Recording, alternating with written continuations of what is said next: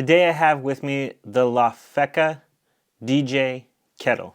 This is a newer kettle to the market. Actually, it's kind of been out for maybe around a year-ish, give or take. And Lafeeca sent this over to me in exchange for a review. They don't see this beforehand. They don't get to know any of my opinion. They offered to send me some other stuff. I denied it, but they still sent me this carafe.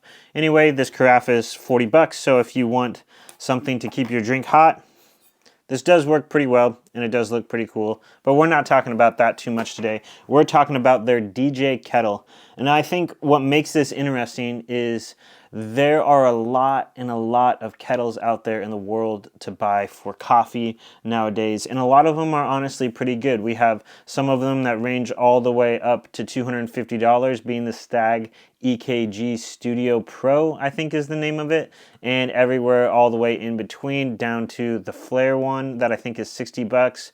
Turn makes one that's around 100, and this is the DJ electric kettle by Lafeeca for somewhere between $100 to $150. This started as $150 on Amazon and has kind of worked its way down. Currently on Lafeeca's website, it's $115. It's available in this black color, a chrome color, and a copper goldish color too as well. I opted for the black one. On Amazon, this goes in at $99 currently. So I think it's a pretty fair price for a kettle on the market. I think the Stag EKG kettles are phenomenal and great kettles. I have two of them and I use them both fairly often. However, they are very expensive, and I can't always say that they are worth the price when it comes to all these other options. Spending even $50 more than a kettle is kind of hard to justify because you're not really getting much better results. So I want to go over a few other features on this, and then I want to talk about what I think about it. So first off, this is the most unique one I've seen out there because it looks different than all the other ones. It has a unique thing, as in a sense it looks like a turntable for a DJ. So you have a couple different buttons on here, which I can indicate by the screen. Is you can simply adjust the temperature. I think you need to have the kettle on for it, now that I think about it. Let's see. Okay, there we go. You can adjust the temperature. When the kettle is on, you'll see the numbers right here on the bottom. So you just adjust it just like you would pretty much any other kettle and turn this knob. Left goes cooler, and right goes hotter, all the way up to 212 degrees Fahrenheit. You can switch this switch here, and that sets it to Celsius or Fahrenheit, which is a nice little thing. It's featured on pretty much every kettle, but this one is nice and visible, kind of giving you some more of that turntable style with those kind of joysticks on it. And on the other side of it, you have a timer function and a non-timer function, so it removes what the kettle is actually, what the temperature of the kettle actually is, and it starts a timer. I find that timer to be very nice and very quick. However, I do wish there was a third button on here that was the power button option. To hold this, to turn it on and off, you just simply hold that button, which does work great, but I do think having a nice little power button that's a joystick would be just kind of a nice little feature on here, and add a third one on there too. They have plenty of space on there, so I figured why not.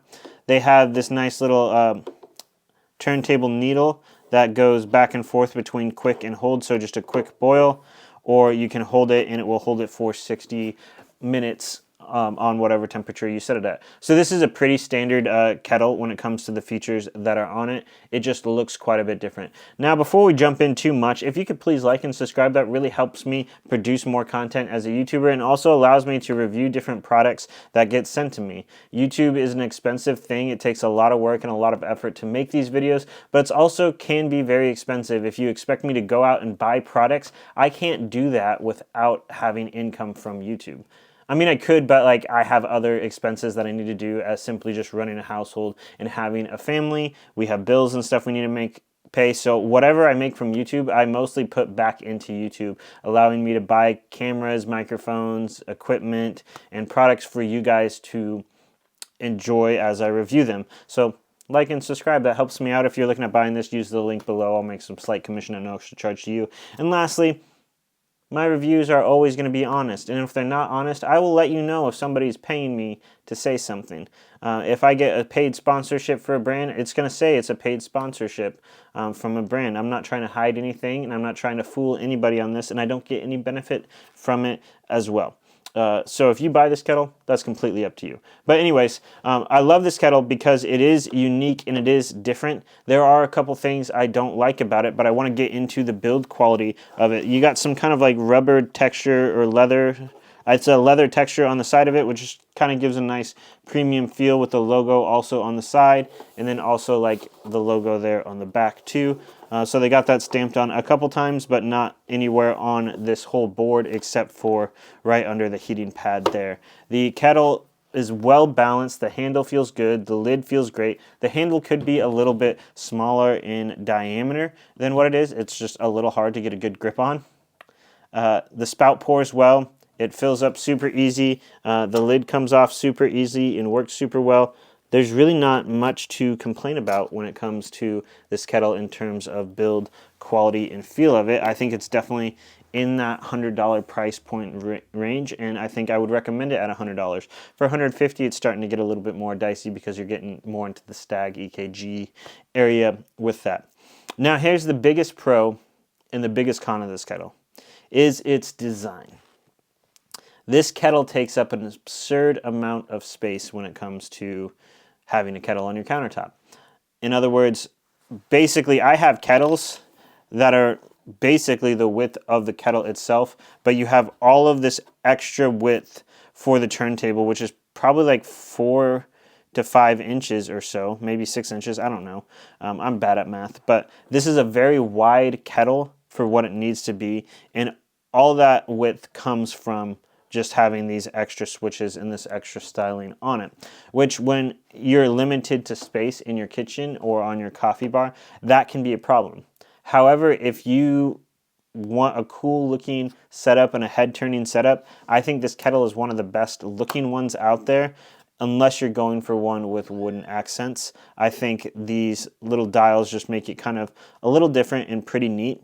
When it comes to heating up the kettle, I've noticed that one of those things is it overshoots and undershoots quite a bit to keep it regulated in comparison to something like the Stag EKG. It seems to be a little bit more accurate. So personally for me, this kettle isn't what I'm looking for because space is an issue because I have a lot of equipment. Having something this wide on my table is a problem. But the capacity of it's super nice and works super well in that regards. But I think I'd rather have space over capacity. I'd rather have a small kettle that I have to use a few more times to heat up rather than a large kettle like this one that also takes up a lot of real estate space on your counter. But if that's not a problem for you and you're really into records and vinyl, I think this is a great option to add to that collection. I think this would look really sick on a table next to a record player with a Chemex that you use as your daily pour over, or honestly anything as your daily pour over, because I just think this adds a whole new dynamic, and I think this is going to be a real eye catcher and cause a lot of questions for people with it. It's kind of like a fun, very good novelty thing that you can get for coffee, and I love that they went out of the realm of everything else, because I think if they just cut this turntable off and just made a normal kettle, I don't think it would sell as well, to be honest. I think it's an oversaturated market, and I'm glad to see a company like this going out of the norm a little bit to make a kettle that is unique and causes a little disruption into the kettle market. Would love to hear your thoughts about this kettle. One last thing is the cord is really short, but that's a problem on pretty much every single freaking kettle I own. It's the most annoying thing, and people need to make longer power cords for things because sometimes it makes it kind of difficult to plug into places. I would love to see also some storage underneath of the kettle to shorten the cable if you need to as well. And other than that, everything about this kettle is exactly what I want it to be. It is a nice kettle. It works well. The question for me though, and the question is for you, is do you want to give up this much space on your countertop? Would love to know what you think. Make sure to like and subscribe. Thanks for watching.